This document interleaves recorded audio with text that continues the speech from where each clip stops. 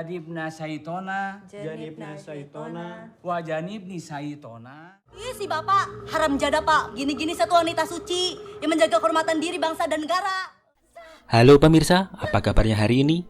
Semoga kalian semua dalam keadaan baik-baik saja dan jangan lupa cek kuota Anda. Selamat menonton video ini sampai selesai. Jika kalian menyukai video ini, jangan lupa untuk like, komen, dan subscribe. Karena subscribe itu gratis dan kalian bisa menikmati video saya yang lainnya. Jangan belain abi kamu terus dong. Kalau abi kamu emang bener dan gak bohong, harusnya dengan gampang sih yang sebenarnya. Hari ini saya akan mengajak kalian menyaksikan film berjudul Halal 100%. Film ini diawali dengan adegan petugas KUA sedang menanyai pasangan yang akan menikah. Putra Al-Fatih 20 tahun sudah kuliah dan Anissa Sentosa 18 tahun masih kelas 3 SMA. Bukannya masih sekolah? Petugas tersebut menjelaskan bahwa untuk menikah ada rukun dan syaratnya, yaitu yang pertama beragama Islam, laki-laki bukan mahram calon istri, kemudian mengetahui wali akad nikah, tidak sedang menjalankan umroh atau haji, dan yang terakhir bukan karena terpaksa. Yang ketiga, Dan salah satu rukun tersebut akan menjadi penghalang pernikahan Anissa di waktu yang akan datang. Saya udah kasih like semua pak. Petugas KUA bertanya, apakah mereka sudah mengenal satu sama lain? Anissa menjawab, belum, tetapi Putra menjawab sudah. Orang pertama apa yang kasih komentar. Dan juga Anissa mengaku dia belum mengenal Kang Putra karena abinya yang memilih Kang Putra untuk menjadi suaminya. Tetapi dia percaya pilihan abi adalah yang terbaik buat Anissa. Putra mengenal Anissa dari Instagramnya. Setiap Anissa posting, Putra adalah orang pertama yang komentar. Anissa sering seminar bareng abinya. Dan Putra selalu mengikuti dan duduk di paling depan. Yang saya tulis berdasarkan dari pengalaman saya pribadi. Ayahnya Anissa menulis buku berjudul 100% halal dan memotivasi setiap orang untuk segera menikah.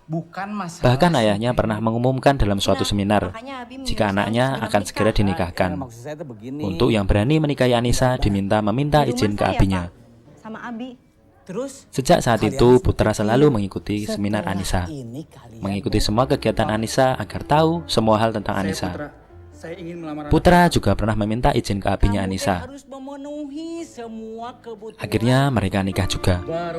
Pas akad nikah, ada seorang ibu yang mengatakan kalau pernikahan itu tidak sah. Dan selanjutnya dia malah pingsan. Ternyata itu adalah neneknya Anissa. Kurang tahu alasannya apa, tetapi pernikahan tetap dilanjutkan. Di malam pertama, neneknya malah meminta Anissa untuk tidur dengannya. Tengah malam, ketika neneknya sudah tidur, akhirnya Anissa bisa ke kamarnya sendiri. Di kamarnya, Putra sudah menghias tempat tidurnya dengan bunga. Ketika Putra mengajak Anissa untuk ehem-ehem, Anissa malah minta izin ke toilet. Anissa bingung apa yang harus dilakukannya pertama kali. Di dalam toilet, dia menelepon kedua sahabatnya, yaitu Dita dan Aurel, membahas bagaimana cara memulai jika akan ehem-ehem. 3 bulan kemudian Anissa hamil. Saat itu Putra baru diterima kerja di proyek. Kalau ada apa-apa di rumah, Anissa meminta tolong kepada abinya, termasuk mengantar periksa ke dokter kandungan. Dokter sempat salah paham. Dikiranya abinya itu adalah suami dari Anissa. Malam harinya ketika semua keluarga berkumpul, neneknya keluar kamar dan bilang bahwa Abi adalah orang jahat sedunia. Anissa membela Abi bahwa Abi adalah orang paling bertanggung jawab di rumah itu. Tetapi kemudian nenek bilang kalau anak dalam kandungan Anissa adalah anak haram karena pernikahannya tidak sah di mata agama. Nenek mengatakan bahwa abinya bukanlah walinya yang sah. Nenek masuk kamar tetapi kemudian malah jatuh tersungkur.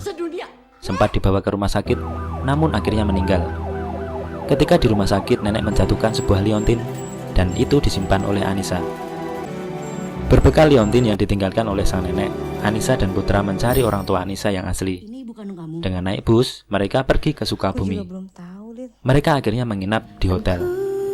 Anissa tidak mengizinkan Putra untuk tidur sekasur karena Anissa merasa pernikahan mereka sudah tidak sah sampai orang tua Anissa yang asli ditemukan. Melalui petunjuk pemuda kampung didapatkan petunjuk bahwa foto wanita di liontin itu bernama Rinda Kumalasari, seorang maestro penari jaipong. Anissa dan Putra akhirnya menemukan Rinda sedang pentas pertunjukan jaipong. Dan setelah selesai pertunjukan, Anissa dan Putra mengikuti Rinda sampai di depan rumah Rinda. Anissa gugup dan tidak berani menemui Rinda.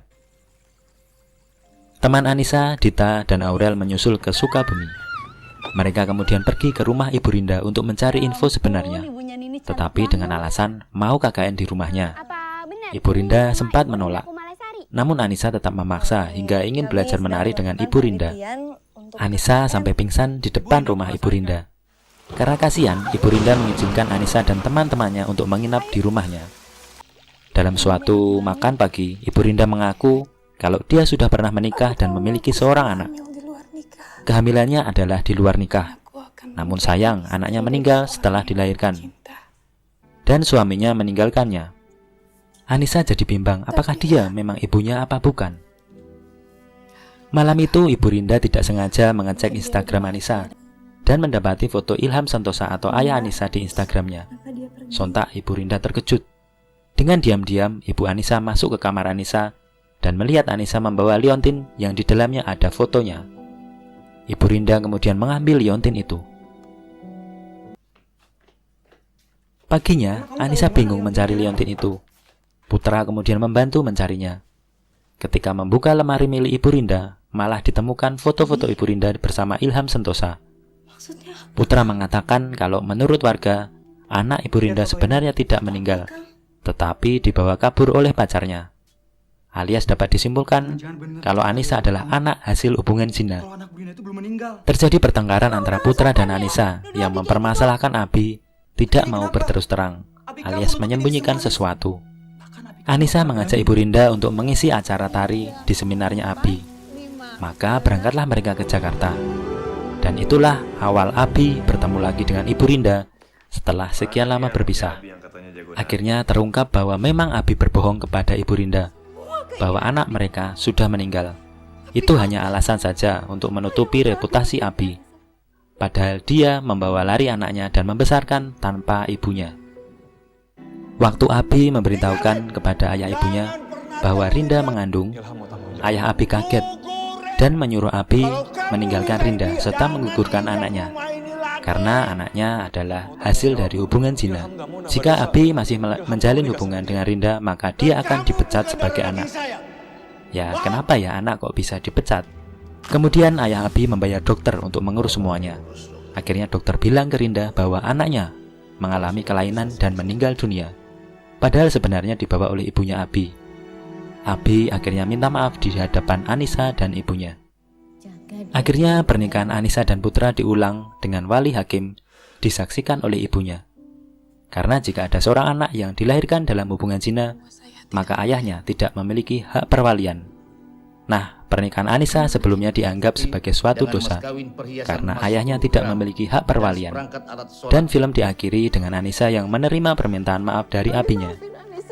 Demikian alur cerita film hari ini. Sampai jumpa di lain kesempatan.